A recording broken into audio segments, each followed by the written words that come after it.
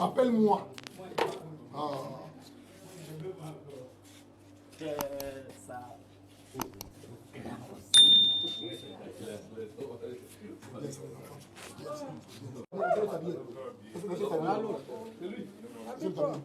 Mais mettez la lumière, mettez la lumière.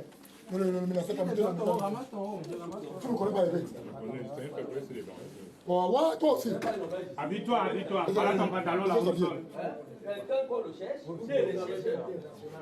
Cameroun l'a fait Hervé Bobda, Emmanuel Coco. Finalement, Hervé Bobda a été arrêté ce matin par la police. Il est à la police judiciaire, d'où tu reviens d'ailleurs à l'instant. Justement, il était 1h47 lorsque les éléments d'Élysir avec ceux de la police judiciaire, encadrés par le central numéro 3, ont justement mis la main sur Hervé Bobda dans un motel au lieu du château à Bonabéry. Il était en bonne compagnie, on se comprend. Et puis ça ne regarde pas.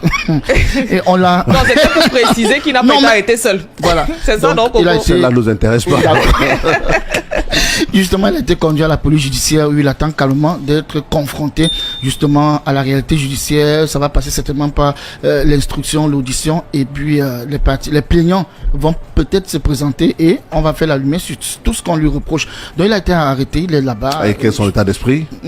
Calme. Il est calme. Il est plutôt calme. Il est en chemise bleue, il est calme. Et Marie-Florence Massana, au niveau de Maître Fous, qu'est-ce qu'on dit? Elle qui est à la tête des avocats qui veulent défendre les victimes des supposés viols et autres agressions de M. Bobda. Donc M. Bobda est soupçonné? On imagine que aujourd'hui il y aura peut-être un peu plus parce que jusqu'à avant-hier, parce que hier j'ai pas fait le décompte, jusqu'à avant-hier il y avait très peu de plaintes qui étaient déposées. Il y avait déjà des plaintes qui étaient déposées, mais selon ce cabinet, on souhaitait avoir un peu plus vu les témoignages qui pleuvent sur les réseaux sociaux, notamment sur le compte de celui qui a déclenché cette affaire Zumento. On s'attendait à avoir un peu plus de plaintes. Peut-être son interpellation aujourd'hui pourrait amener les uns et les autres, notamment parlant des victimes, à se dévoiler, à porter plainte, à déposer notamment ces plaintes-là. Pour les avocats, on a eu également Maître Tamfou Richard, vous l'avez écouté au journal de 7 heures tout à l'heure, il a dit il faudrait que les victimes puissent porter plainte, sinon l'affaire, ça deviendra un tout petit peu compliqué. Mais pour Maître Fous, eh bien, il y a déjà des plaintes qui ont été déposées, mais il faudrait encore plus de plaintes si on voudrait bien sûr se rapprocher des témoignages qui pleuvent actuellement sur la toile. Allez, maintenant, Marie-Florence Massana, on attend carrément la chute de l'affaire. Et entre-temps, la famille Bobda donc fait une sortie. La famille Bobda qui a fait une sortie. Pour donner sa position par rapport à cette affaire. Exactement. Et on apprend par exemple dans cette sortie que cette famille a,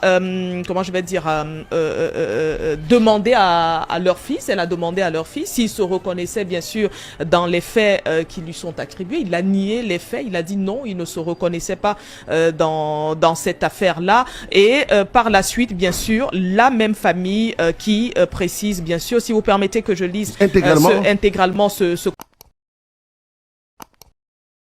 communiqué. La jeune dame de 21 ans et l'ami qui l'a logée dans le dit motel. Autre chose, c'est que nous savons que plusieurs plaintes ont été déposées contre le sieur Bobda par plusieurs plaignants et plaignantes. Parce que, comme vous le savez, il est accusé autant par les hommes que par les femmes de sévices sexuels. Donc nous continuons à travailler sur ce sujet-là et nous allons vous donner au fur et à mesure des informations sur cette affaire. Appelle-moi.